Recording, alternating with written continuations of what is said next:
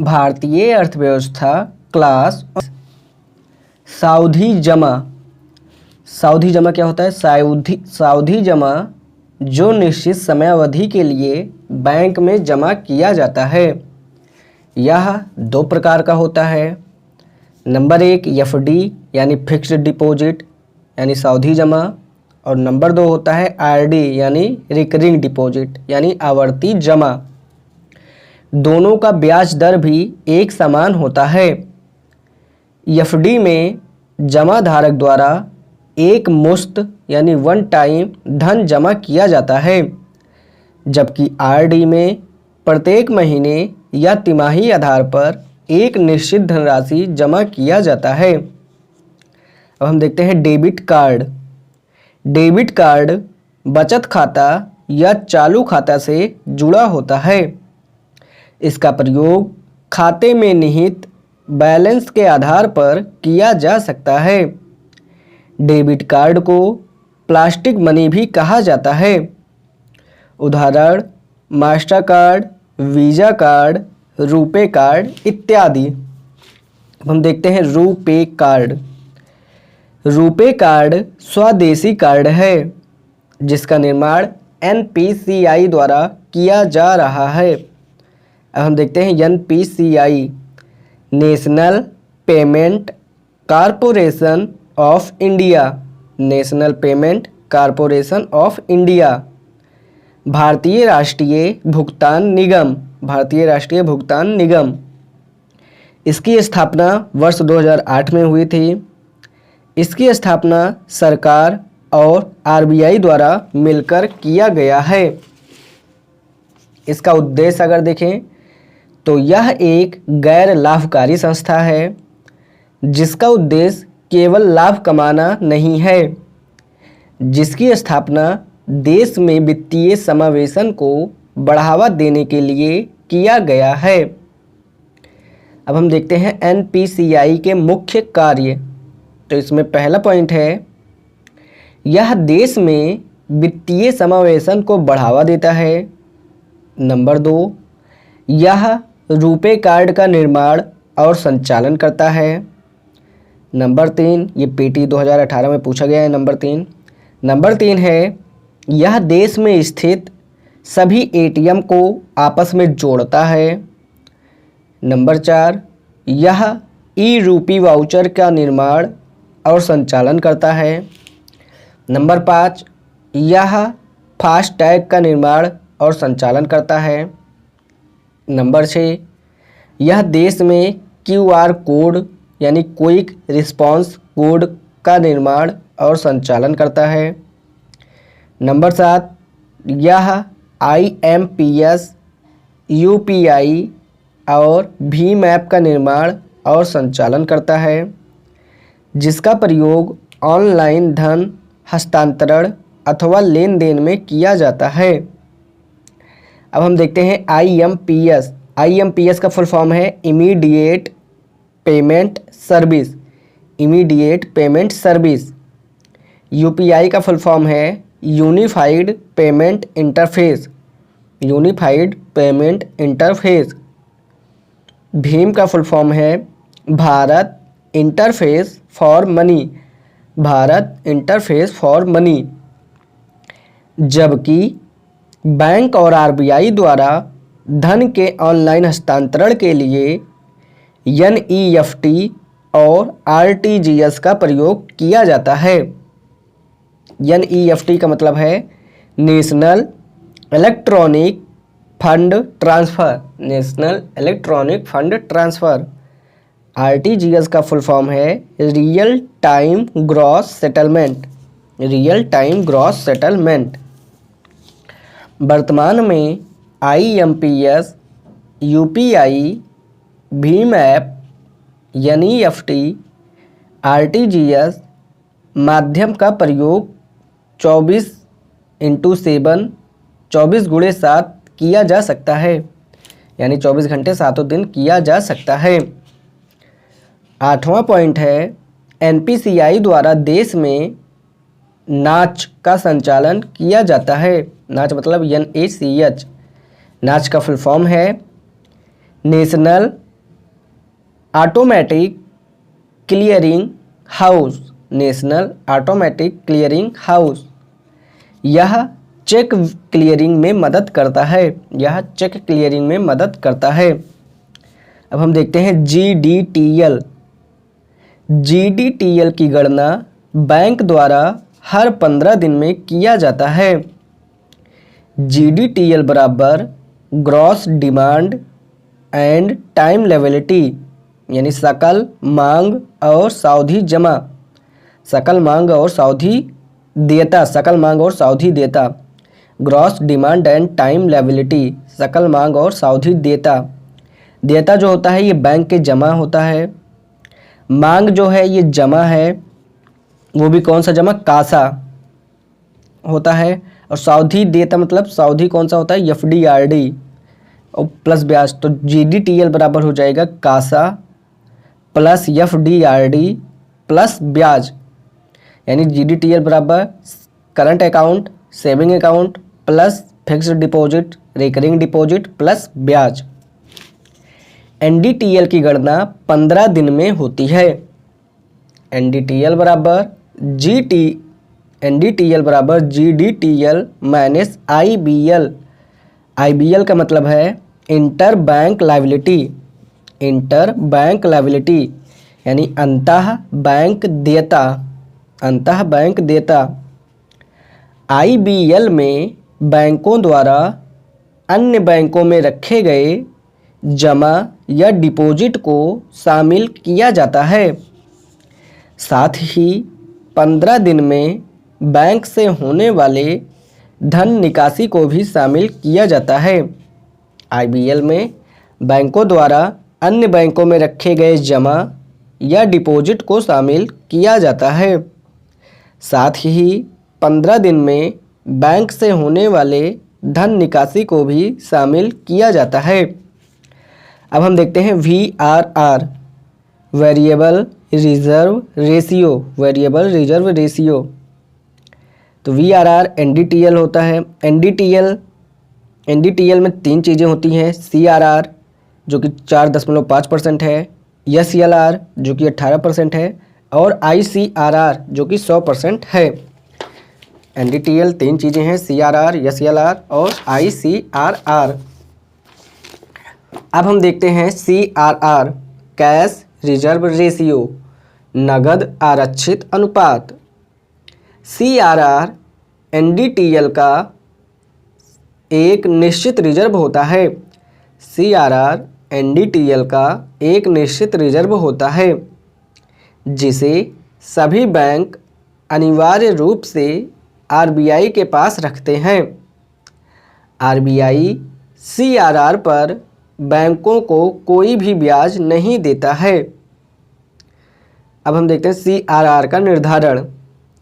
CRR का निर्धारण RBI द्वारा किया जाता है। वर्तमान में CRR की दर 4.5% है। RBI CRR को घटाकर न्यूनतम 0 कर सकता है तथा CRR को बढ़ाकर अधिकतम 100% भी कर सकता है। वर्ष 2016 में RBI द्वारा विमुद्रीकरण के दौरान लगभग 3 महीने के लिए बैंकों के CRR को बढ़ाकर 100% किया गया था, जिससे पुराने 500 और 1000 के नोट को चलन से बाहर किया जाए। इसे ही ICRR, incremental CRR, Wriddhiman CRR कहा जाता है। अब हम देखते हैं CRR का उद्देश्य। तो CRR के उद्देश्य में पहला पॉइंट है बैंकों के साख सृजन क्षमता को नियंत्रित करके बाजार में तरलता को नियंत्रित करना। बैंकों के साख सृजन क्षमता को नियंत्रित करके बाजार में तरलता को नियंत्रित करना। और दूसरा पॉइंट है बैंकों को बैंक रन की स्थिति से बचाना, बैंकों को बैंक रन की स्थिति से बचाना। बैंक रन क्या है, ये पीटी में पूछा जा सकता है। बैंक रन क्या है, किसी परिस्थितिवश यदि बैंक में कई जमाधारक एक साथ धन के निकासी करें तो इससे बैंक में तरलता की कमी हो जाती है। इसे ही बैंक रन की स्थिति कहा जाता है। हाल ही में अमेरिका के सिलिकॉन वैली बैंक में बैंक रन की स्थिति उत्पन्न हो गई थी, जिससे इसकी कार्यप्रणाली को बंद कर दिया गया था। बैंक रन की स्थिति में केंद्रीय बैंक से अनुमति लेकर बैंक सीआरआर का उपयोग कर बैंक रन की स्थिति से बाहर निकल सकता है। बैंक रन की स्थिति में केंद्रीय बैंक से अनुमति लेकर बैंक सीआरआर का उपयोग कर बैंक रन की स्थिति से बाहर निकल सकता है। अब हम देखते हैं सीआरआर द्वारा बाजार में तरलता को नियंत्रित। तो सीआरआर में अगर वृद्धि होती है, आरबीआई यदि नंबर 1 है सीआरआर द्वारा बाजार में तरलता को नियंत्रित, तो इसमें पहला पॉइंट है आरबीआई यदि सीआरआर दर में वृद्धि करता है, इससे बैंक की साख सृजन क्षमता कम होती है। नंबर 2, बाजार में तरलता में कमी होती है। नंबर 3, बैंकों के उधार की ब्याज दर में वृद्धि होती है, यानी लोन महंगा होगा। और नंबर 4 है संकुचित मौद्रिक नीति का अनुसरण। लेकिन आरबीआई यदि सीआरआर दर में कमी करता है, तो नंबर 1, बैंक के साख सृजन क्षमता में वृद्धि। नंबर 2, बाजार में तरलता में वृद्धि। नंबर 3, उधार के ब्याज दर में कमी, यानी लोन सस्ता। और नंबर 4 है प्रसरणशील मौद्रिक नीति का अनुसरण। मान लीजिए अगर सीआरआर में वृद्धि हुई, मान लीजिए सीआरआर 10% हो गया, तो एनडीटीएल मान लीजिए 100 करोड़ है, तो सीआरआर 10% यानी 10 करोड़ हो जाएगा। साख सृजन क्षमता हो जाएगी 100 - 10 करोड़ बराबर 90 करोड़, यानी सीआरआर बढ़ा तो साख सृजन क्षमता कम हो गई। सीआरआर मान लीजिए 4.5% है, तो एनडीटीएल 100 करोड़ है, तो सीआरआर हो जाएगा 4.5 करोड़। तो साख सृजन क्षमता हो जाएगी 100 - 4.5 करोड़ बराबर 95.5 करोड़। लेकिन अगर सीआरआर में कमी करती है, मान लीजिए सीआरआर 0% हो गया, तो एनडीटीएल 100 करोड़ है, तो सीआरआर भी 100 करोड़ हो जाएगा। तो साख सृजन बराबर 100 - 0 बराबर 100 करोड़ हो जाएगा, यानी सीआरआर कम तो साख सृजन क्षमता बढ़ जाएगी। अब हम देखते हैं एसएलआर यानी स्टेटूटरी लिक्विडिटी रेशियो, सांविधिक या वैधानिक तरलता अनुपात, जो कि पीटी 2014, 15 और 20 में पूछा जा चुका है। एसएलआर एनडीटीएल का वह निश्चित रिजर्व होता है जिसे सभी बैंक अनिवार्य रूप से अपने पास रखते हैं। एसएलआर को निम्न रूपों में रखा जा सकता है। इसका निर्धारण स्वयं बैंक करते हैं। नंबर 1, करेंसी या नोट के रूप में। नंबर 2, स्वर्ण के रूप में। नंबर 3, सरकारी प्रतिभूति के रूप में। और नंबर 4 है उपर्युक्त तीनों के रूप में। वर्तमान में सभी बैंक अपने एसएलआर को सामान्यतः सरकारी प्रतिभूति में रखना पसंद करते हैं। कारण, नंबर 1, सरकारी प्रतिभूति सुरक्षित होता है क्योंकि यहाँ सरकार की गारंटी होती है। नंबर 2, बैंक को यहाँ निश्चित ब्याज या कूपन की प्राप्ति होती है। बैंक एसएलआर को नगद और स्वर्ण के रूप में नहीं रखता है। कारण, नंबर 1, नगद के रूप में रखने पर बैंक को कोई भी लाभ प्राप्त नहीं होता। नंबर 2, सोने या स्वर्ण में मूल्य के उतार चढ़ाव का जोखिम अधिक होता है, इसलिए बैंक एसएलआर को सरकारी प्रतिभूति में निवेश करना अधिक पसंद करता है। अब हम जो पढ़ने जा रहे हैं वो वेरी इंपॉर्टेंट है। बैंक यदि एसएलआर में सरकारी प्रतिभूति में निवेश करता है तो इसका अर्थ होता है बैंक सरकार को ऋण देता है एसएलआर के माध्यम से, अथवा सरकार बैंक से उधार ले सकती है एसएलआर की अधिकतम सीमा तक। अब हम देखते हैं एसएलआर का निर्धारण। SLR का निर्धारण RBI द्वारा किया जाता है। वर्तमान में SLR की दर 18% है। RBI SLR को घटाकर न्यूनतम 0% कर सकता है। RBI SLR को बढ़ाकर अधिकतम 40% कर सकता है। 1993 में भारत में SLR की सबसे उच्चतम सीमा थी लगभग 40%, जबकि नरसिम्हन समिति के सिफारिश पर RBI द्वारा SLR दरों में कमी की गई है। वर्तमान में यह 18% है।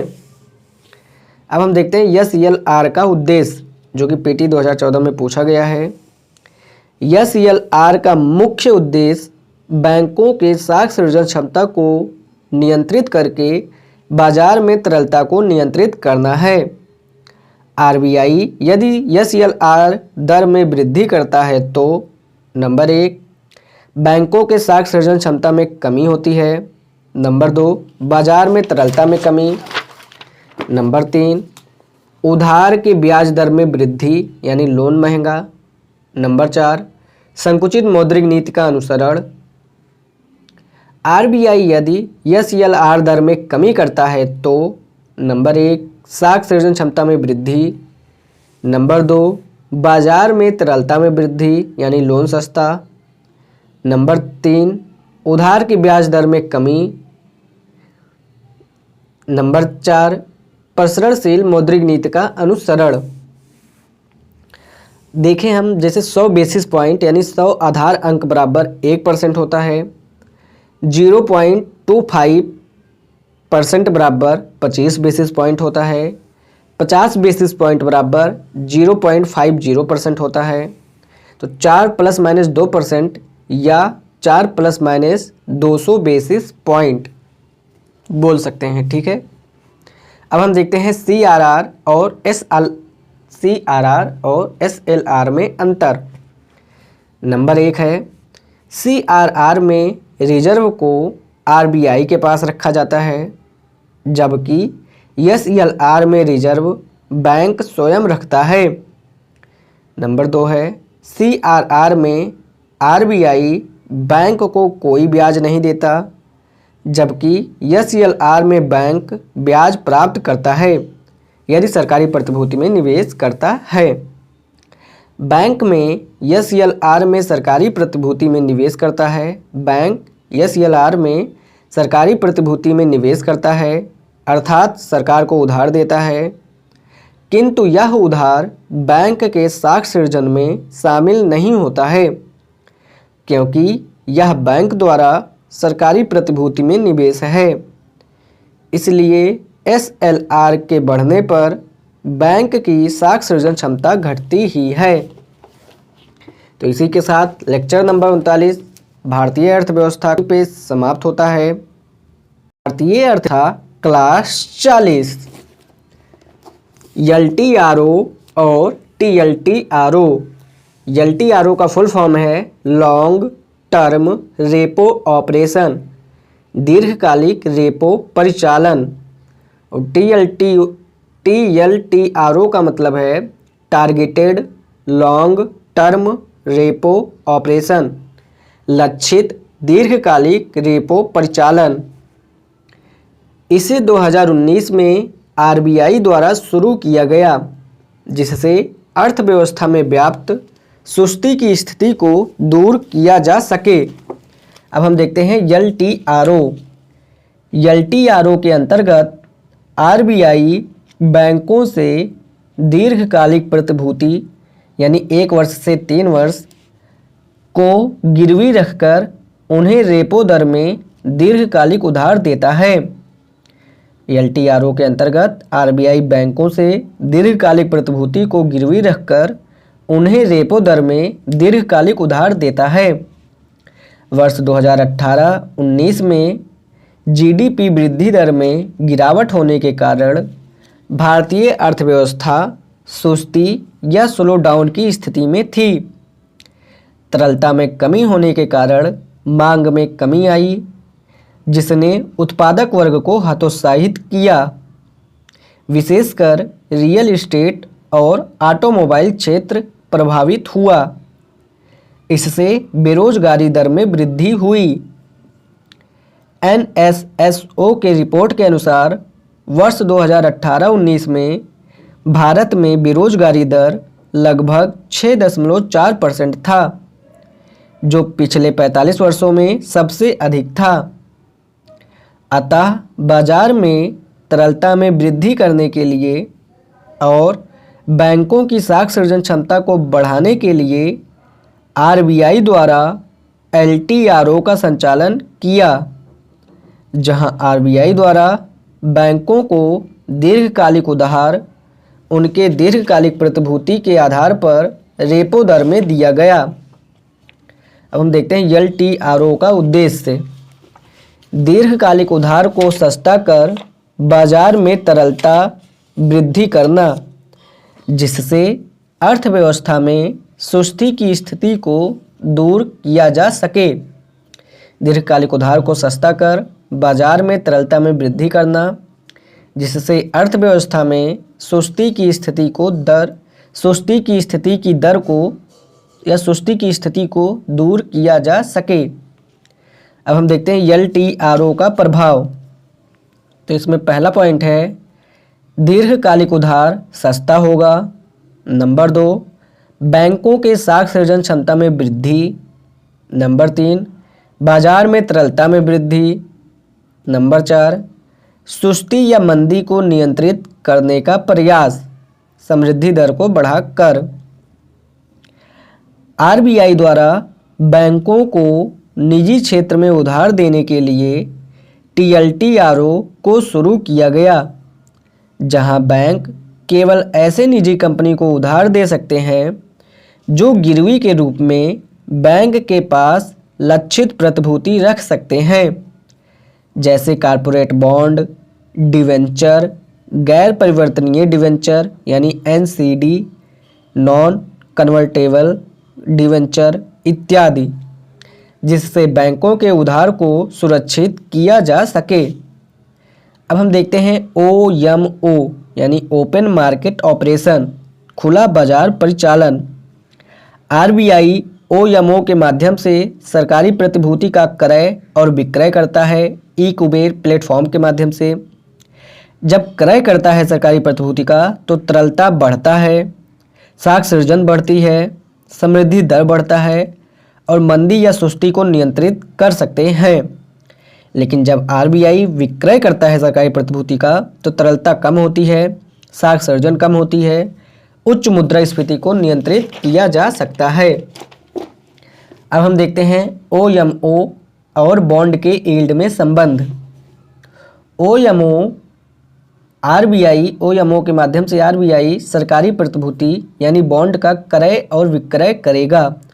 जब क्रय करेगा बॉन्ड का तो बॉन्ड की मांग बढ़ेगी, तो बॉन्ड का मूल्य भी बढ़ेगा, जिससे बॉन्ड का यील्ड कम होगा, तो उधार का ब्याज दर भी कम होगा, तो लोन सस्ता होगा, साख सृजन क्षमता बढ़ेगी, तरलता बढ़ेगी, समृद्धि दर बढ़ेगा और सुस्ती या मंदी को नियंत्रित किया जा सकता है। लेकिन अगर वहीं RBI सरकारी प्रतिभूति का विक्रय करता है तो बाजार में बॉन्ड की आपूर्ति बढ़ेगी, मांग कम हो जाएगा, मूल्य कम हो जाएगा, तो यील्ड बढ़ जाएगा, ब्याज दर बढ़ जाएगा, लोन महंगा हो जाएगा, साख सृजन क्षमता कम हो जाएगी, तरलता कम हो जाएगी, तो इससे उच्च मुद्रास्फीति नियंत्रित किया जा सकता है। यदि RBI बाजार में सरकारी प्रतिभूति का क्रय करता है तो नंबर 1, बॉन्ड का यील्ड कम होता है और नंबर 2, बाजार में तरलता की वृद्धि होती है। RBI बाजार में सरकारी प्रतिभूति का क्रय करता है तो नंबर 1, बॉन्ड का यील्ड कम होता है और बाजार में तरलता की वृद्धि होती है। लेकिन RBI यदि सरकारी प्रतिभूति का विक्रय करता है तो नंबर 1, बॉन्ड के यील्ड में वृद्धि और नंबर 2, बाजार में तरलता में कमी। ठीक, अब हम देखते हैं बाजार में तरलता को नियंत्रित करने वाले कारक।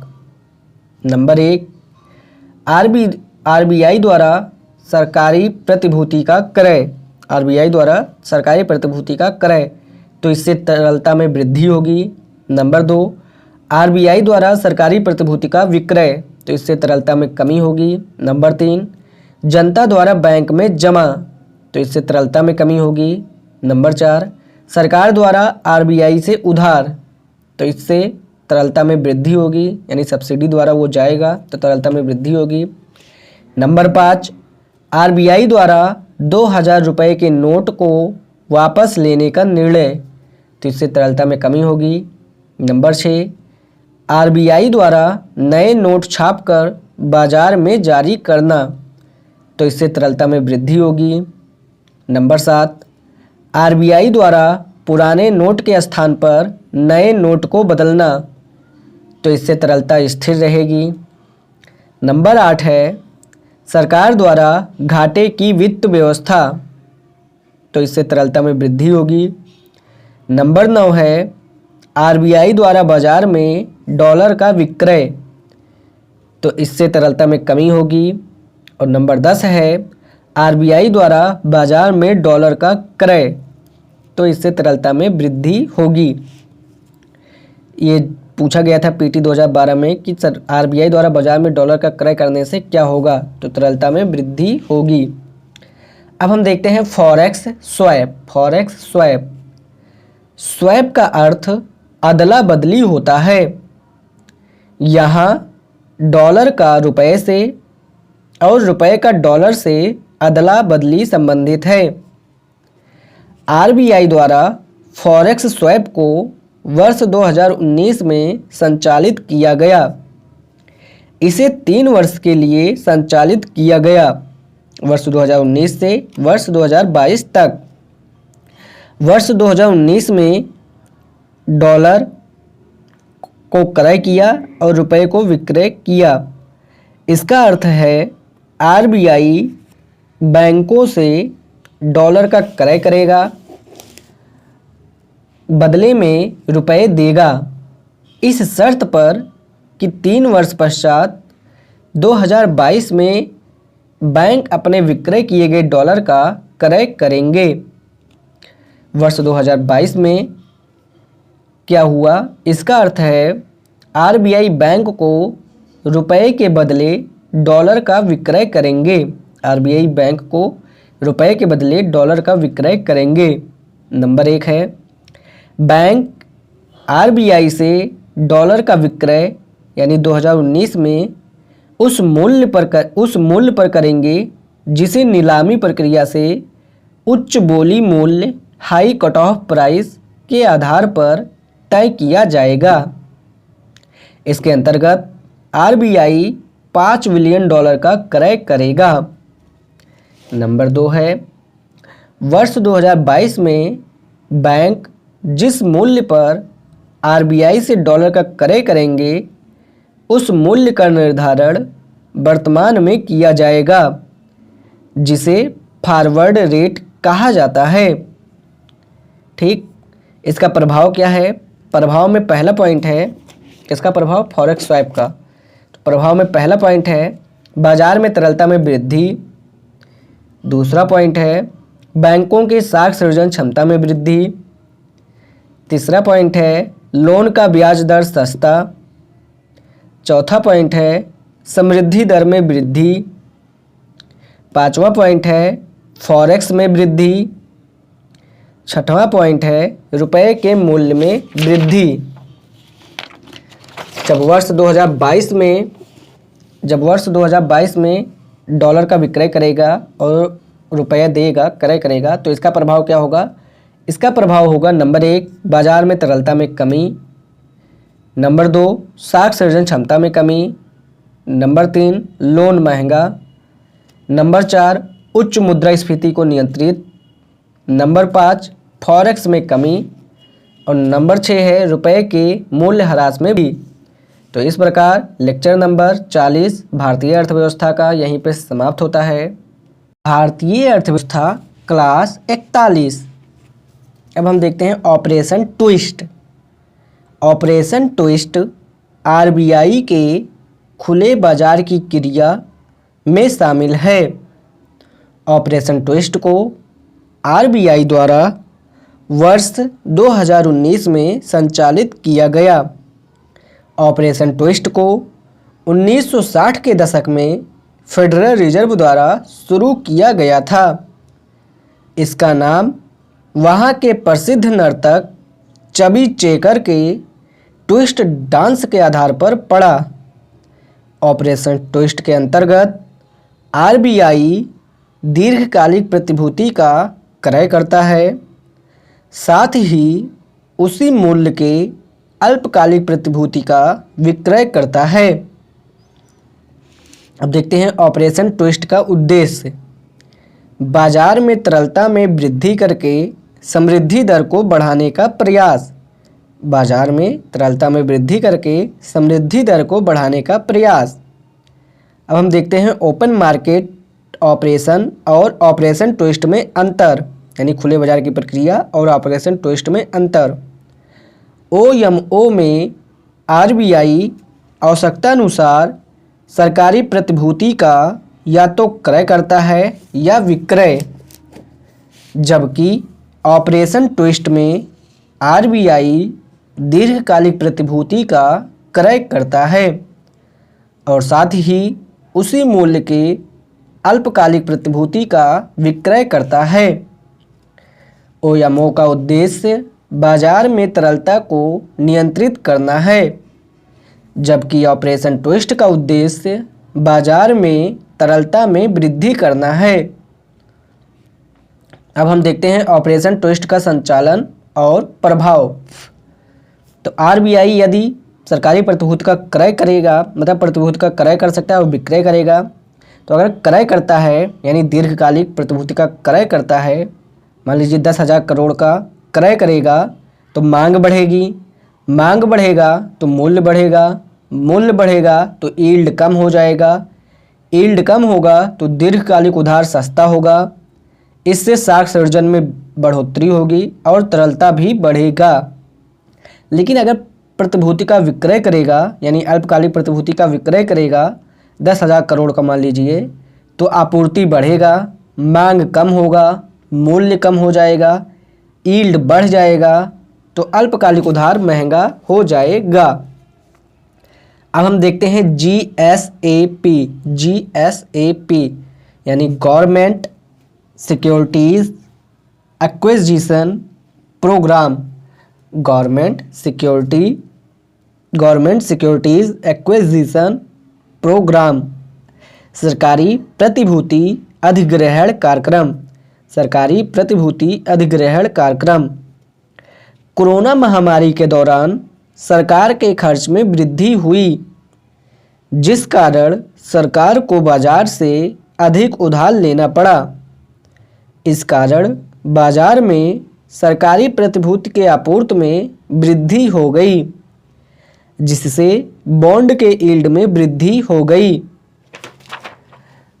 बॉन्ड के मूल्य को स्थिर करने और बॉन्ड निवेशकों को सुरक्षा देने के उद्देश्य से आरबीआई द्वारा खुले बाजार की प्रक्रिया के अंतर्गत जीएसएपी का संचालन किया गया।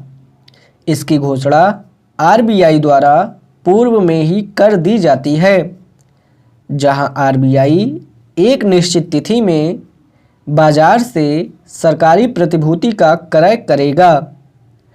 वर्ष 2020 में जी-सैप का 2 बार संचालन किया गया। नंबर 1 जी-सैप 1.0 और नंबर 2 जी-सैप 2.0। अब हम देखते हैं जी-सैप का उद्देश्य। जी-सैप के उद्देश्य में है बॉन्ड के यील्ड को कम करके बाजार में तरलता में वृद्धि करना। बाजार में तरलता में वृद्धि करना, तो इसका उद्देश्य है बॉन्ड के यील्ड को कम करके बाजार में तरलता में वृद्धि करना। अब हम देखते हैं जी-सैप को संचालित करने का कारण। जी-सैप को संचालित करने का कारण, तो 2020 में कोरोना महामारी था, सरकार का खर्च बढ़ा तो बाजार का उधार भी बढ़ गया, सरकारी प्रतिभूति की आपूर्ति बाजार में बढ़ गई, जिससे मांग कम हो गया, मूल्य कम हो गया और यील्ड बढ़ गया। वहीं जी-सैप का प्रभाव अगर हम देखें तो जी-सैप आरबीआई जो है जी-सैप के माध्यम से प्रतिभूति का क्रय किया, जिसकी घोषणा उन्होंने पूर्व में कर दी थी, जिसे जी-सैप 1.0 जी-सैप 2.0 कहा जाता है। जब प्रतिभूति का क्रय किया तो मांग बढ़ गई, मांग बढ़ने से मूल्य बढ़ गया, मूल्य बढ़ने से यील्ड कम हो गया, इससे उधार का ब्याज सस्ता हो गया, साख सृजन क्षमता बढ़ गई और तरलता भी बढ़ गई। अब हम देखते हैं helicopter drop money. Helicopter drop money, उसमें एक शब्द है तरलता संजाल, लिक्विडिटी ट्रैप। तरलता संजाल, तरलता संजाल वह स्थिति होती है जब बैंकों के पास पर्याप्त तरलता होने के बावजूद, तरलता संजाल वह स्थिति होती है जब बैंकों के पास पर्याप्त तरलता होने के बावजूद भी किसी कारणवश बैंक बाजार में साख सृजन नहीं बढ़ा पाते तथा तरलता बैंक में ही फंसकर रह जाती है। जैसे वर्ष 2016 में विमुद्रीकरण के दौरान कुछ समय के लिए आरबीआई द्वारा आईसीआरआर को लागू किया गया, यानी 100% सीआरआर। वर्ष 2020 में कोरोना महामारी के दौरान बैंकों के पास पर्याप्त जमा और तरलता था, किंतु एनपीए की डर से बैंकों ने साख सृजन को कम कर दिया, जिससे तरलता संजाल की स्थिति उत्पन्न हो गई। तरलता संजाल की स्थिति को दूर करने के लिए तथा बाजार में तरलता को बढ़ाने के उद्देश्य से आरबीआई हेलीकॉप्टर ड्रॉप मनी का उपयोग कर सकता है। यहाँ आरबीआई सरकार को अधिक उधार इस उद्देश्य से देता है कि सरकार अपने सब्सिडी कार्यक्रम के द्वारा, पीएम किसान, मनरेगा इत्यादि के द्वारा बाजार में तरलता में वृद्धि कर सके। इस अवधारणा को अमेरिका के प्रसिद्ध अर्थशास्त्री मिल्टन फ्रीडमैन द्वारा दिया गया।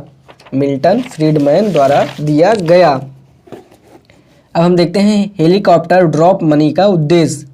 तो हेलीकॉप्टर ड्रॉप मनी का उद्देश्य है बाजार में तरलता को बढ़ाना। अब हम देखते हैं आरबीआई का साख नियंत्रण और मात्रात्मक उपकरण। ये पीटी 2020 में पूछा भी गया है। तो आरबीआई का साख उपकरण या साख नियंत्रण, आरबीआई का साख नियंत्रण और मात्रात्मक उपकरण। तो सबसे पहले आरबीआई की मौद्रिक नीति के घटक या उपकरण को देखेंगे, फिर उसमें हम देखेंगे कि मुद्रास्फीति को नियंत्रित करने में, मतलब ये इसमें तरलता कम होगी या संकुचित मौद्रिक नीति क्या होगी। फिर देखेंगे उसी में समृद्धि दर में वृद्धि होगी, तरलता बढ़ेगा, प्रसरणशील मौद्रिक नीति तो क्या होगा। जैसे कि आरबीआई के मौद्रिक नीति के घटक या उपकरण में पहला है बैंक दर। तो इससे बैंक दर से तरलता में कमी आएगी, यानी जब संकुचित मौद्रिक नीति का प्रयोग करेगा तो बैंक दर से तरलता में वृद्धि होगी, संकुचित मौद्रिक नीति का जब प्रयोग करेगा। समृद्धि दर में वृद्धि और तरलता में वृद्धि, प्रसरणशील अगर मौद्रिक नीति का प्रयोग करेगा तो कमी होगी। आरबीआई के मौद्रिक नीति के घटक या उपकरण में दूसरा है रेपो दर। रेपो दर से उच्च मुद्रास्फीति को नियंत्रित करने में वृद्धि होगी, समृद्धि दर में कमी होगी, समृद्धि दर के वृद्धि में कमी होगी। रिवर्स रेपो दर, रिवर्स रेपो दर से उच्च मुद्रास्फीति को नियंत्रित करने में वृद्धि होगी, समृद्धि दर में वृद्धि में कमी होगी। एमएसएफ से उच्च मुद्रास्फीति को नियंत्रित करने में वृद्धि होगी और समृद्धि दर में वृद्धि में कमी होगी। एसडीएफ के माध्यम से उच्च मुद्रास्फीति को नियंत्रित करने में वृद्धि होगी और समृद्धि दर में वृद्धि में कमी होगी। सीआरआर के माध्यम से उच्च मुद्रास्फीति को नियंत्रित करने में वृद्धि होगी और समृद्धि दर में वृद्धि में कमी होगी। SLR के माध्यम से उच्च मुद्रास्फीति को नियंत्रित करने में वृद्धि होगी और समृद्धि दर में वृद्धि में कमी होगी। OMO के माध्यम से उच्च मुद्रास्फीति को नियंत्रित करने के लिए विक्रय करेगा और समृद्धि दर में वृद्धि के लिए क्रय करेगा। अब हम देखते हैं नवीन उपकरण। तो नवीन उपकरण का क्या प्रभाव पड़ेगा? तो उपकरण है फॉरेक्स स्वैप। तो फॉरेक्स स्वैप से तरलता में वृद्धि होगी और तरलता में कमी भी होगी। ऑपरेशन ट्विस्ट से तरलता में वृद्धि होगी। GSAP से तरलता में वृद्धि होगी। ICRR से तरलता में कमी होगी। हेलीकॉप्टर ड्रॉप मनी से तरलता में वृद्धि होगी और स्टेरलाइजेशन से तरलता में वृद्धि और तरलता में कमी होगी। अब हम देखते हैं मौद्रिक नीति की समीक्षा। मौद्रिक नीति की समीक्षा। मौद्रिक नीति की समीक्षा मौद्रिक नीति समिति द्वारा वर्ष में 6 बार यानी हर दूसरे महीने किया जाता है, जिसमें RBI भविष्य के लिए निम्न में से किसी एक स्टैंस यानी निर्णय ले सकता है। मौद्रिक नीति की समीक्षा मौद्रिक नीति समिति द्वारा वर्ष में 6 बार किया जाता है, जिसमें RBI भविष्य के लिए निम्न में से किसी एक स्टैंस यानी निर्णय ले सकता है। पहला है अकोमोडेटिव स्टैंस यानी AS, accommodative stance AS। Number 2 है कैलिब्रेटेड या टाइट या हॉकिश स्टैंस, कैलिब्रेटेड या टाइट या हॉकिश स्टैंस यानी CS। और तीसरा पॉइंट है न्यूट्रल स्टैंस यानी NS। तो अकोमोडेटिव स्टैंस के अंतर्गत RBI पॉलिसी दर में कोई परिवर्तन नहीं करता, किंतु यहाँ संकेत कर देता है कि भविष्य में वह पॉलिसी रेट में कटौती करेगा। कैलिब्रेटेड या टाइट या हॉकिश स्टैंस के तहत RBI पॉलिसी रेट में वृद्धि करता है और भविष्य में भी वृद्धि का संकेत देता है। न्यूट्रल स्टैंस के अंतर्गत RBI पॉलिसी रेट को स्थिर रखता है और यह संकेत देता है कि भविष्य में वह इसे बढ़ा भी सकता है और घटा भी सकता है। अब हम देखते हैं QE का मतलब है क्वांटिटेटिव ईजिंग यानी मात्रात्मक सहजता या परिमाणात्मक सहजता, क्वांटिटेटिव ईजिंग। यह OMO के अंतर्गत शामिल है। इसके अंतर्गत जब RBI अपने ब्याज दरों को कम करके बाजार में तरलता में वृद्धि करने में असफल होता है तो वह QE का प्रयोग करता है। इसके अंतर्गत RBI सरकारी प्रतिभूति का क्रय करके बाजार में तरलता को बढ़ाता है। अब हम देखते हैं QE का उद्देश्य। तो QE का उद्देश्य है बाजार में तरलता में वृद्धि। QE का उद्देश्य बाजार में तरलता में वृद्धि। अब हम देखते हैं RBI का गुणात्मक साख नियंत्रण। RBI का गुणात्मक साख नियंत्रण। तो गुणात्मक साख नियंत्रण के अंतर्गत RBI बाजार में तरलता को नियंत्रित करता है और साथ ही उधार देने के उद्देश्य को भी नियंत्रित करता है। यहाँ RBI 4 उपकरण का प्रयोग करता है। गुणात्मक साख नियंत्रण के अंतर्गत RBI बाजार में तरलता को नियंत्रित करता है और साथ ही उधार देने के उद्देश्य को भी नियंत्रित करता है। यहाँ RBI 4 उपकरण का प्रयोग करता है। नंबर 1 मार्जिन आवश्यकता, नंबर 2 साख की राशनिंग, नंबर 3 नैतिक दबाव और नंबर 4 है प्रत्यक्ष कार्यवाही। सबसे पहले हम देखते हैं मार्जिन आवश्यकता। बैंक द्वारा गिरवी रखी गई संपत्ति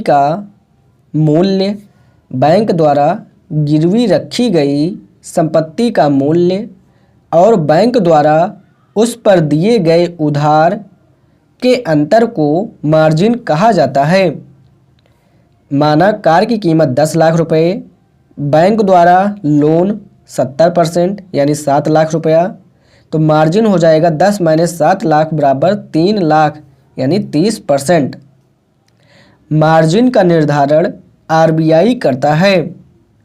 मार्जिन को कम या वृद्धि कर आरबीआई बैंकों के साख सृजन क्षमता को भी नियंत्रित कर सकता है।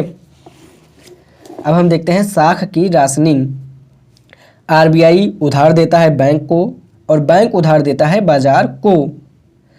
आरबीआई बैंकों को दिए गए उधार में कमी या वृद्धि करके उनके साख सृजन को प्रभावित कर सकता है। आरबीआई बैंकों को दिए गए उधार में कमी या वृद्धि करके उनके साख सृजन को प्रभावित कर सकता है। अब हम देखते हैं नैतिक दबाव।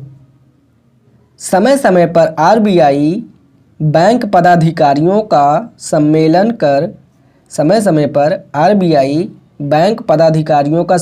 कर उन्हें बैंकों के विनियमन और आरबीआई के नए दिशा निर्देश से अवगत कराता है। समय समय पर आरबीआई बैंक पदाधिकारियों का सम्मेलन कर उन्हें बैंकों के विनियमन और आरबीआई के नए दिशा निर्देश से अवगत कराता है तथा बैंकों को उसे पालन करने का सुझाव भी देता है या उन पर नैतिक दबाव भी बनाता है। अब हम देखते हैं प्रत्यक्ष कार्यवाही। यदि कोई बैंक आरबीआई के दिशा निर्देश का उल्लंघन करता है, इस स्थिति में आरबीआई उस बैंक पर प्रत्यक्ष कार्यवाही करता है, जिसमें या तो उस पर आर्थिक जुर्माना लगाता है या उसके लाइसेंस को भी रद्द कर सकता है। इस प्रकार लेक्चर नंबर 41 भारतीय अर्थव्यवस्था का यहीं पर समाप्त होता है। भारतीय अर्थव्यवस्था क्लास 42। मुद्रा मतलब मनी। तो मुद्रा दो होती हैं, एक होता है नोट, एक होता है सिक्के।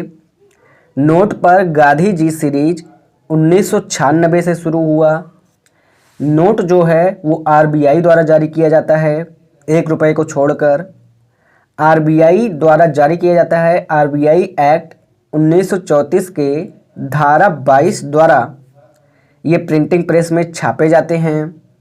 प्रिंटिंग प्रेस 4 है, नासिक, देवास, मैसूर, सालबनी में। नासिक और देवास पर पूर्ण स्वामित्व सरकार का है, जहाँ पे सरकार SPMCIL द्वारा नोट को छापता है। दूसरा मुद्रा है सिक्का। सिक्का जो है वो सरकार द्वारा सिक्का अधिनियम 2011 1906 से टकसाल में ढुलाई किया जाता है। टकसाल 4 जगह हैं, मुंबई, कोलकाता, हैदराबाद, नोएडा। मुंबई, कोलकाता, हैदराबाद, नोएडा। ये जो चारों हैं ये सरकार के द्वारा SPMCIL द्वारा संचालित होते हैं। सिक्का 3 प्रकार का होता है, सांकेतिक, पूर्ण और स्मारक। सिक्का और नोट का वितरणकर्ता आरबीआई है। अब हम देखते हैं उच्च मुद्रा शक्ति, मुद्रा आपूर्ति और मुद्रा गुणक। High power currency, money supply and money multiplier, जो कि पीटी 1997, 2007, 2002, 2019 और 2021 में पूछा गया है। तो सबसे पहले देखते हैं उच्च मुद्रा शक्ति यानी हाई पावर करेंसी। सभी बैंक CRR और SLR के रूप में रिजर्व को रखते हैं। रिजर्व के दर का निर्धारण आरबीआई द्वारा किया जाता है, जो सभी बैंकों के लिए एक समान होता है। बैंक इस रिजर्व का प्रयोग साख सृजन में नहीं कर सकते, किंतु यह रिजर्व बैंक के साख सृजन क्षमता को प्रभावित कर सकता है। देश के सभी बैंकों के रिजर्व, CRR और SLR का कुल योग M0 कहलाता है, देश के सभी बैंकों के रिजर्व का कुल योग M0 कहलाता है। M0 को आरक्षित मुद्रा और उच्च मुद्रा शक्ति भी कहा जाता है। इसे आरक्षित मुद्रा इसलिए कहा जाता है क्योंकि सभी बैंक इसे रिजर्व के रूप में रखते हैं तथा वे इसका प्रयोग साख सृजन में नहीं कर सकते। इसे उच्च मुद्रा शक्ति इसलिए कहा जाता है क्योंकि यह बैंकों के साख सृजन क्षमता को प्रभावित कर सकता है। इसे उच्च मुद्रा शक्ति इसलिए कहा जाता है क्योंकि यह बैंकों के साख सृजन क्षमता को प्रभावित कर सकता है। रिजर्व घटा दें, जैसे रिजर्व घटा दें अगर, यानी R 5% कर दें तो साख सृजन बराबर 1/R बराबर 1 मतलब 1/5/100 बराबर 20 गुना। यानी रिजर्व कम हुआ तो साख सृजन क्षमता बढ़ जाएगा और रिजर्व बढ़ा तो साख सृजन क्षमता कम हो जाता है। साख सृजन रिजर्व जो है वो साख सृजन को प्रभावित कर सकता है। रिजर्व CRR और SLR के रूप में होता है। CRR जो है वो 4.5% और SLR 18% होता है। रिजर्व RBI के द्वारा लगाया जाता है। सभी बैंकों के लिए एक समान रिजर्व होता है। साख सृजन में इसका प्रयोग नहीं कर सकते हैं और रिजर्व को ही M0 यानी आरक्षित मुद्रा या उच्च मुद्रा शक्ति कहते हैं। M0 में शामिल होता है नंबर 1 जनता के पास करेंसी, नंबर 2 RBI के पास बैंकों की जमाएं और नंबर 3 है RBI की अन्य जमाएं। यानी M0 बराबर जनता के पास करेंसी प्लस RBI के पास बैंकों की जमाएं प्लस RBI की अन्य जमाएं। M0 बराबर जनता के पास करेंसी प्लस RBI के पास बैंकों की जमाएं प्लस RBI की अन्य जमाएं। अब हम देखते हैं मुद्रा की आपूर्ति यानी मनी सप्लाई। मुद्रा की आपूर्ति से अभिप्राय है वर्तमान में चलन में मुद्रा, सिक्के और नोट जो वैधानिक हैं। तो मुद्रा की आपूर्ति से अभिप्राय है वर्तमान में चलन में मुद्रा। 1997 में RBI द्वारा एक कार्यबल समूह का गठन किया गया ताकि यह पता लगाया जा सके कि बाजार में मुद्रा की आपूर्ति को किस प्रकार ज्ञात किया जा सकता है। कार्यबल समूह ने सुझाव दिया कि RBI बाजार में मुद्रा की आपूर्ति का पता लगाने के लिए M1, M2, M3 और M0 का प्रयोग कर सकता है। अब चलिए देखते हैं सबसे पहले M1। M1 को संकीर्ण मुद्रा नैरो मनी भी कहा जाता है क्योंकि इसमें सबसे अधिक तरलता होती है। M1 बराबर जनता के पास करेंसी प्लस बैंकों की मांग जमाएं प्लस RBI की अन्य जमाएं। M1 बराबर जनता के पास करेंसी प्लस बैंकों की मांग जमाएं यानी कासा प्लस RBI की अन्य जमाएं। ठीक, अब देखते हैं M2। M2 बराबर होता है M1 प्लस डाकघर की बचत जमाएं। M2 बराबर जनता के पास करेंसी मतलब M2 बराबर M1 प्लस डाकघर की बचत जमाएं। अब M1 में क्या क्या आता है तो M2 बराबर जनता के पास करेंसी प्लस बैंकों की मांग जमाएं प्लस RBI के पास अन्य जमाएं प्लस डाकघर की बचत जमाएं। NCERT के अनुसार M1 और M2 को संकीर्ण मुद्रा माना जाता है। अब देखते हैं M3। M3 इसे व्यापक या सुलभ यानी ब्रॉड मनी मुद्रा कहा जाता है।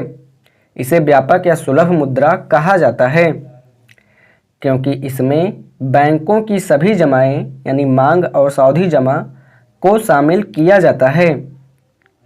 M3 बराबर M1 प्लस बैंकों की सावधि जमा। M3 बराबर जनता के पास करेंसी प्लस बैंकों की मांग जमाएं प्लस RBI के पास अन्य जमाएं प्लस बैंकों की सावधि जमाएं। अब देखते हैं M4। M4 बराबर M3 प्लस डाकघर की समग्र जमाएं, यानी M4 बराबर जनता के पास करेंसी प्लस बैंकों की मांग जमाएं प्लस RBI के पास अन्य जमाएं प्लस बैंकों की सावधि जमाएं प्लस डाकघर की समग्र जमाएं। NCERT के अनुसार M3 और M4 को व्यापक मुद्रा कहा जाता है। अब तरलता के क्रम में बात करें, घटते क्रम में, तो M1 सबसे ज़्यादा M1 के पास तरलता, फिर उससे कम M2 के पास, उससे कम M3 के पास और सबसे कम M4 के पास। ठीक, अब देखें RBI M1 और M3 के आंकड़े साप्ताहिक आधार पर जारी करता है, जबकि M2 और M4 के आंकड़े 15 दिन में जारी करता है। अब हम देखते हैं मुद्रा गुणक। मुद्रा गुणक मतलब मनी मल्टीप्लायर। मुद्रा गुणक मुद्रा की आपूर्ति और उच्च मुद्रा शक्ति के अनुपात को प्रदर्शित करता है। मुद्रा गुणक मुद्रा की आपूर्ति और उच्च मुद्रा शक्ति के अनुपात को प्रदर्शित करता है। मुद्रा गुणक बराबर मुद्रा की आपूर्ति बटे उच्च मुद्रा शक्ति, यानी मुद्रा गुणक बराबर M बटे H। तो M क्या है? मुद्रा की आपूर्ति या स्टॉक है, यानी M1 और M3 है, और H बराबर है उच्च मुद्रा शक्ति, यानी M0। मुद्रा गुणक बराबर M1 बटे M0, M3 बटे M0। मुद्रा गुणक हमेशा 1 से अधिक होता है, क्योंकि मुद्रा की आपूर्ति हमेशा उच्च मुद्रा शक्ति से ज़्यादा होता है। मुद्रा गुणक हमेशा 1 से अधिक होता है, क्योंकि मुद्रा की आपूर्ति हमेशा उच्च मुद्रा शक्ति से ज़्यादा होता है, यानी M ज़्यादा होता है H से। जैसे मान लीजिए 100 रुपये है, R 10% है, यानी R 10 रुपये हो गया, तो ये M0 है। साख सृजन 90 रुपये, ये M1 M3 है। यदि M0 या रिजर्व 100% हो जाए तो मुद्रा गुणक 1 के बराबर हो जाएगा। मुद्रा गुणक कभी भी 1 से कम या शून्य नहीं होगा। अब देखते हैं मुद्रा गुणक और रिजर्व में संबंध। रिजर्व CRR और SLR होता है। मुद्रा गुणक और रिजर्व में व्युत्क्रमानुपाती संबंध होता है। रिजर्व में वृद्धि करने पर मुद्रा गुणक हमेशा कम होता है, जबकि रिजर्व को घटाने पर मुद्रा गुणक हमेशा वृद्धि करता है। अब हम देखते हैं मुद्रा गुणक और बैंक के जमा में संबंध। बैंकों के जमा और मुद्रा गुणक में समानुपाती संबंध होता है। बैंक के जमा बढ़ने पर, बैंक के जमा बढ़ाने पर मुद्रा गुणक भी बढ़ता है, जबकि बैंक के जमा घटाने पर मुद्रा गुणक भी घटता है। इस प्रकार जनता की बैंक आदत हमेशा मुद्रा गुणक में वृद्धि करता है। PT 2019-2021 में पूछा गया है कि जनता की बैंक आदत हमेशा मुद्रा गुणक में वृद्धि करता है। अब हम देखते हैं मुद्रा के प्रकार।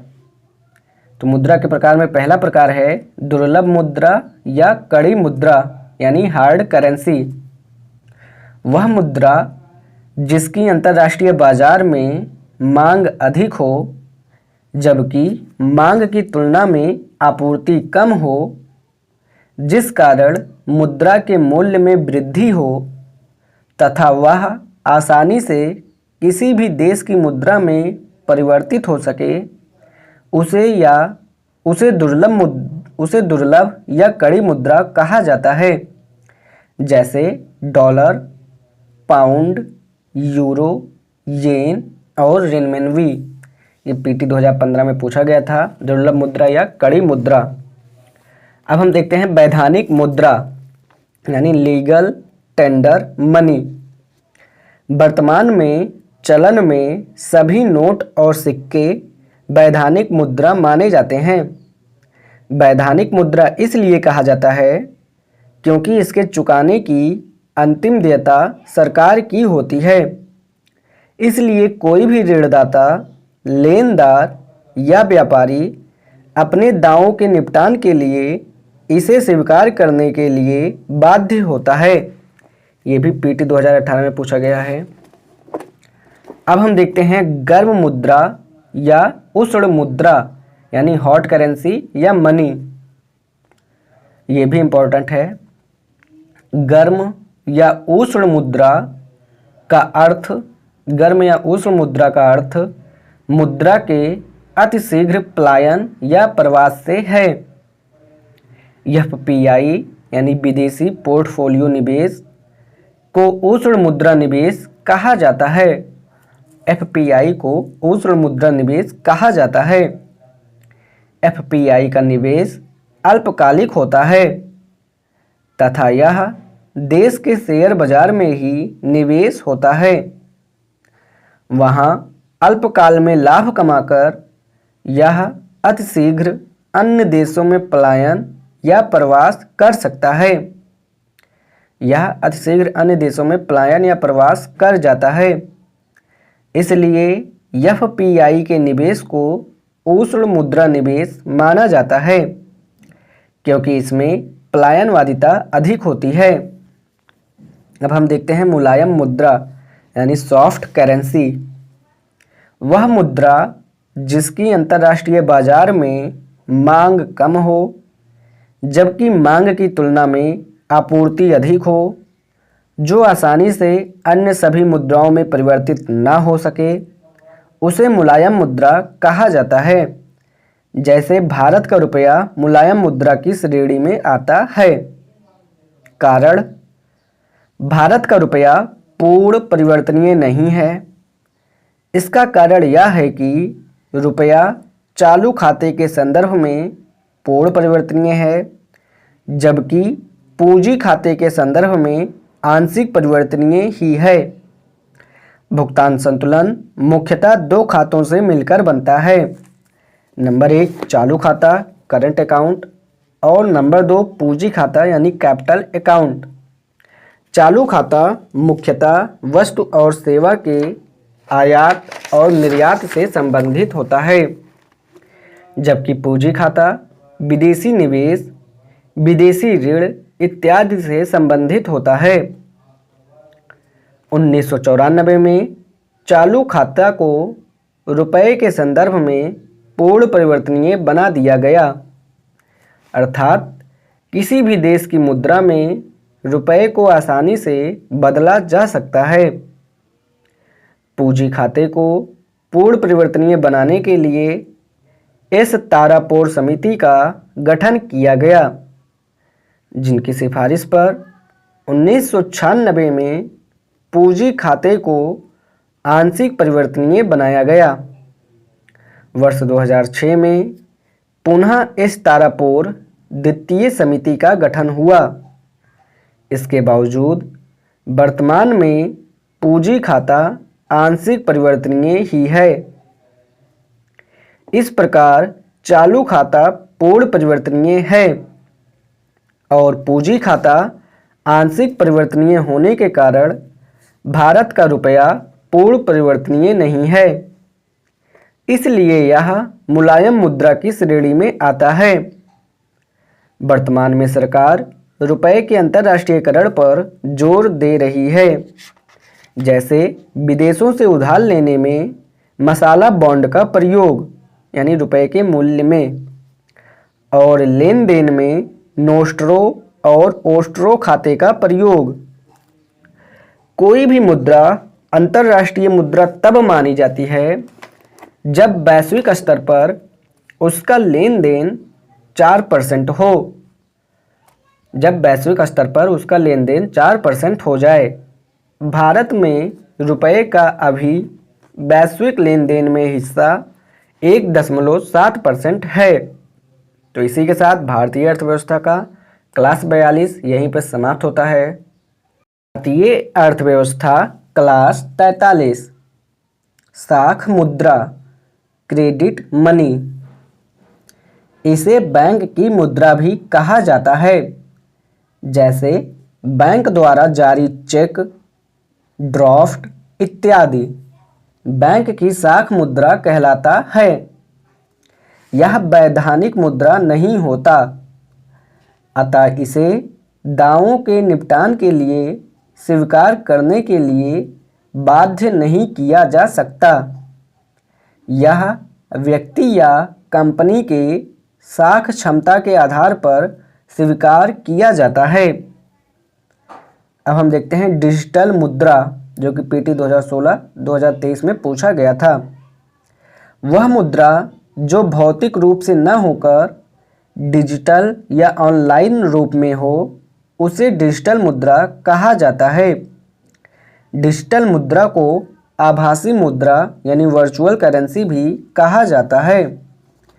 डिजिटल मुद्रा दो प्रकार का होता है। एक होता है विनियमित यानी रेगुलेटेड, और दूसरा होता है गैर विनियमित यानी अनरेगुलेटेड। रेगुलेटेड होता है जो केंद्रीय बैंक द्वारा विनियमित हो, यानी केंद्रीय बैंक द्वारा विनियमित हो। इसे सीबीडीसी यानी central bank for digital currency, central bank for digital currency यानी केंद्रीय बैंक डिजिटल मुद्रा, केंद्रीय बैंक डिजिटल मुद्रा, central bank for digital currency CBDC कहा जाता है। ये केंद्रीय बैंक द्वारा विनियमित होता है। गैर विनियमित जो है, ये जो केंद्रीय बैंक द्वारा विनियमित ना हो उसे गैर विनियमित कहते हैं। इसमें क्रिप्टो करेंसी आता है। अब हम देखते हैं क्रिप्टो करेंसी।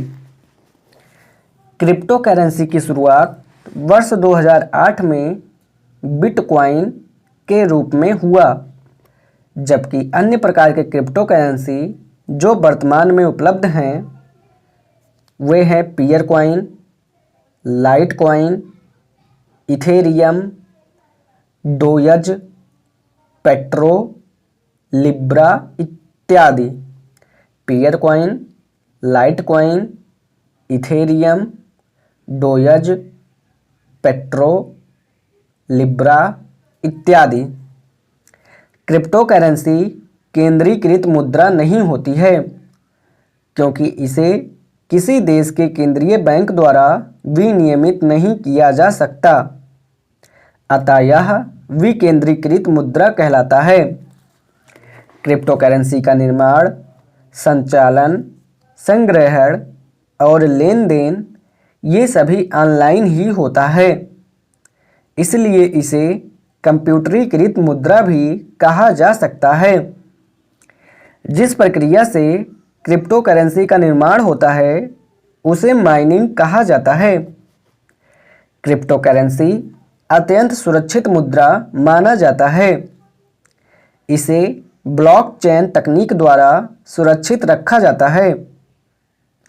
क्रिप्टो करेंसी में जिस पते पर इसे भेजा जाता है, केवल भेजने वाला और प्राप्त करने वाला ही इसे देख सकता है पासवर्ड के द्वारा। इसे ही एंड टू एंड इनक्रिप्टेड कहा जाता है।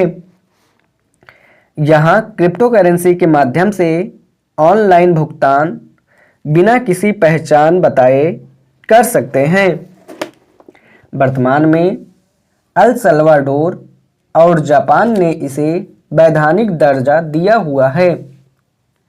इसके अलावा भारत समेत विश्व का कोई भी देश इसे वैधानिक मुद्रा नहीं मानता। अब हम देखते हैं क्रिप्टो करेंसी का मूल्य। क्रिप्टो करेंसी आधारिक मुद्रा नहीं होता, क्योंकि इसमें कोई भी अंकित मूल्य नहीं होता। इसके मूल्य का निर्धारण बाजार में इसकी मांग और आपूर्ति के आधार पर होता है। अब हम देखते हैं भारत में क्रिप्टो करेंसी। वर्ष 2018 में आरबीआई ने देश में क्रिप्टो करेंसी के लेन देन पर प्रतिबंध लगा दिया। वर्ष 2020 में उच्चतम न्यायालय ने यह निर्णय दिया कि क्रिप्टो करेंसी धारक में वैधानिक मुद्रा नहीं हो सकता, किंतु व्यापारिक लेन देन में इसका प्रयोग किया जा सकता है। इस प्रकार वर्तमान में भारत में क्रिप्टो करेंसी वैधानिक मुद्रा नहीं है, किंतु व्यापारिक लेन देन में इसकी अनुमति है। पिछले कुछ वर्षों से बाजार में क्रिप्टो करेंसी के मूल्यों में मांग आपूर्ति के कारण अत्यधिक उतार चढ़ाव देखने को मिला है, जिससे आम निवेशक को क्रिप्टो करेंसी में भारी नुकसान हुआ है। अतः भारत में क्रिप्टो करेंसी के प्रयोग को और निवेश को हतोत्साहित करने के लिए वर्ष 2022-23 के बजट को सरकार ने दो प्रमुख निर्णय दिया। वर्ष 2022-23 के बजट में सरकार ने दो प्रमुख निर्णय लिया। नंबर 1, अब भारत में क्रिप्टो करेंसी के लेन देन पर 30% कर लगेगा। और नंबर 2 है, आरबीआई जल्द ही अपनी डिजिटल मुद्रा को जारी करेगा जो आरबीआई द्वारा विनियमित हो। दिसंबर 2022 में आरबीआई द्वारा देश का पहला डिजिटल मुद्रा जारी किया गया, जिसे सीबीडीसी कहा जाता है। आरबीआई द्वारा जारी सीबीडीसी को ई रूपी कहा गया। अब हम देखते हैं सीबीडीसी यानी central bank digital currency.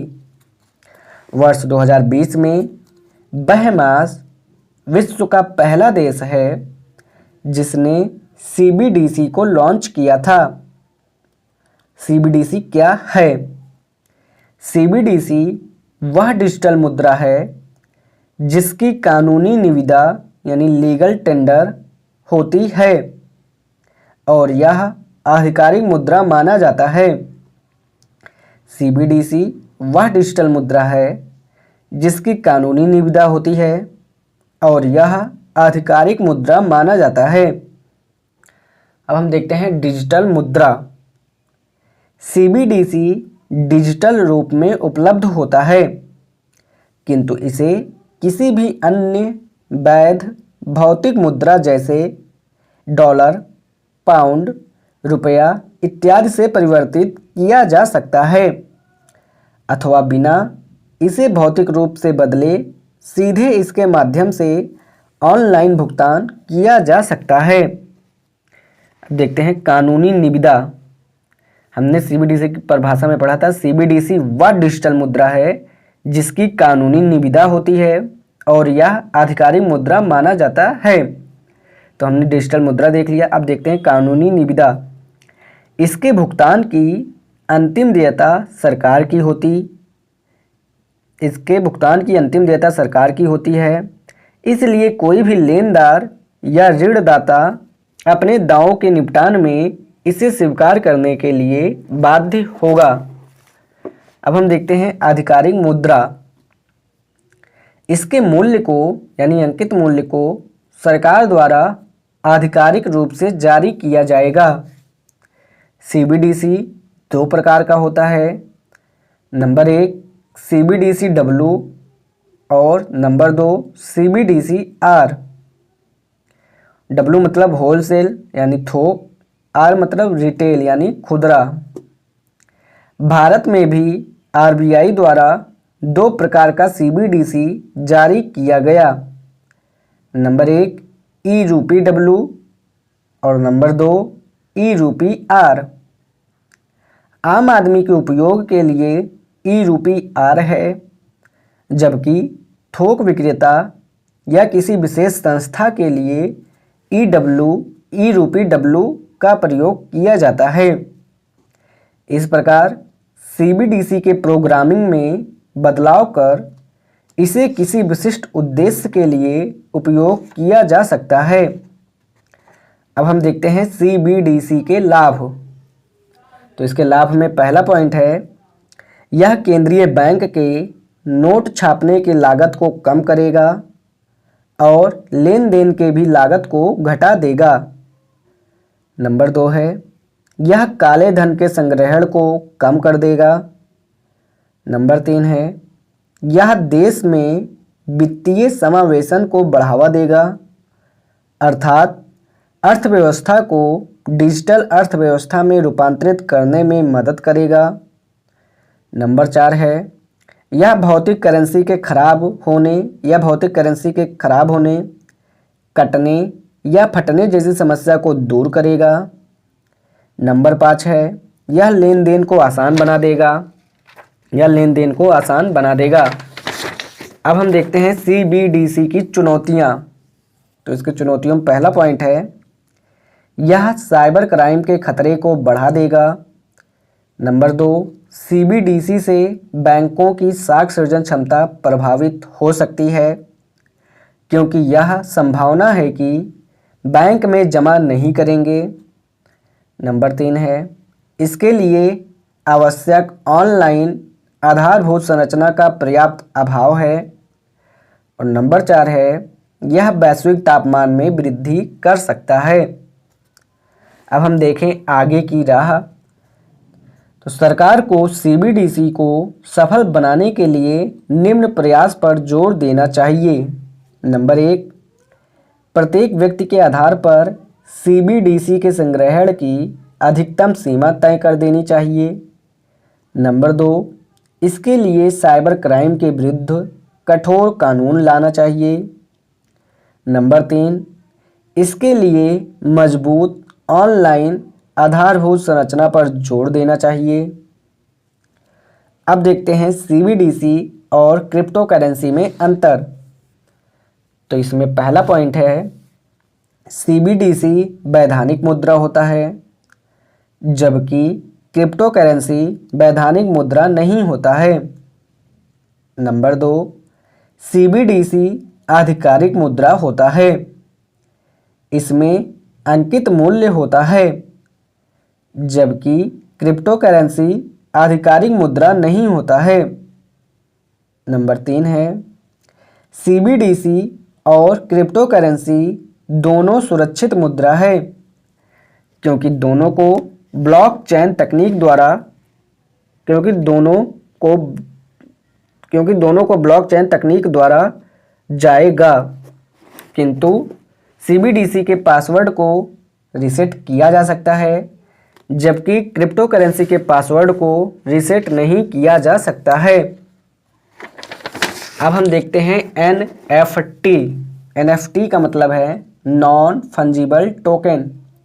Non fungible token ये PT 2022 में पूछा गया था। NFT नॉन फंजिबल टोकन, कोई भी चीज़ जिसे डिजिटल रूप में बदला जाता है उसे NFT कहा जाता है। NFT का डिजिटल मुद्रा यानी CBDC और क्रिप्टो करेंसी द्वारा लेन देन किया जा सकता है। NFT को ब्लॉकचेन तकनीक द्वारा सुरक्षित किया जाता है। हर NFT का एक यूनिक कोड होता है, इसलिए अन्य करेंसी की तरह इसका परस्पर विनिमय नहीं हो सकता। जैसे 10 रुपये के नोट को 10 रुपये के नोट से बदला जा सकता है, किंतु एक समान 2 NFT को आपस में विनिमय नहीं हो सकता, क्योंकि दोनों NFT का यूनिक कोड होता है। अब हम देखें वित्तीय बाजार यानी फाइनेंशियल मार्केट।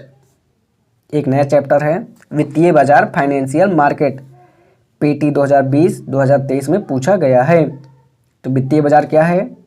वह बाजार जहां पूंजी या मुद्रा का प्रवाह आधिक्य से कमी यानी फ्रॉम सरप्लस टू डिफिसिट होता है, उसे वित्तीय बाजार कहा जाता है।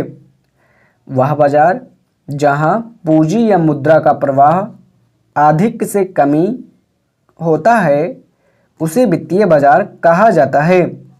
जैसे जमा धारक हैं तो आधिक्य है, तो वो जमा करेंगे बैंक में, बैंक उधार देगा, उधार लेने वाला या ऋणी जो है उसके पास कमी है। तो वित्तीय बाजार 2 प्रकार का होता है, नंबर 1 मुद्रा बाजार और नंबर 2 पूंजी बाजार। सबसे पहले हम देखते हैं मुद्रा बाजार, मनी मार्केट। यह अल्पकालिक यानी 1 वर्ष से कम बाजार होता है। यह अल्पकालिक बाजार होता है। इसका नियामक RBI होता है। इस प्रकार मुद्रा बाजार वह बाजार होता है जहां मुद्रा का प्रवाह आधिक्य से कमी की ओर अल्पकाल में होता है। मुद्रा बाजार 2 प्रकार का होता है, नंबर 1 संगठित बाजार और नंबर 2 असंगठित बाजार। संगठित में बैंक, एनबीएफसी, डेवलपमेंट बैंक इत्यादि को शामिल किया जाता है, जिसका नियामक आरबीआई होता है। असंगठित में साहूकार, महाजन को शामिल किया जाता है, इनका कोई नियामक नहीं होता है। अब हम देखें मुद्रा बाजार की प्रतिभूति। ये अल्पकालिक प्रतिभूति होती हैं। नंबर 1 रेपो प्रतिभूति, नंबर 2 रिवर्स रेपो प्रतिभूति, नंबर 3 कोष पत्र और नंबर 4 है कॉल मनी और नोटिस मनी। नंबर 5 है वाणिज्यिक प्रपत्र, नंबर 6 है जमा प्रमाण पत्र और नंबर 7 है व्यापारिक या वाणिज्यिक बिल। व्यापारिक या वाणिज्यिक बिल। तो मुद्रा बाजार की प्रतिभूति में 7 प्रतिभूति हैं। ये अल्पकालिक प्रतिभूति होती हैं। पहला है रेपो प्रतिभूति, दूसरा है रिवर्स रेपो प्रतिभूति, तीसरा है कोष पत्र, चौथा है कॉल मनी और नोटिस मनी, पांचवा है वाणिज्यिक प्रपत्र, छठा है जमा प्रमाण पत्र, सातवां है व्यापारिक या वाणिज्यिक बिल। ठीक, अब हम देखते हैं पूंजी बाजार। यह माध्यम या मध्यम और दीर्घकालिक बाजार होता है।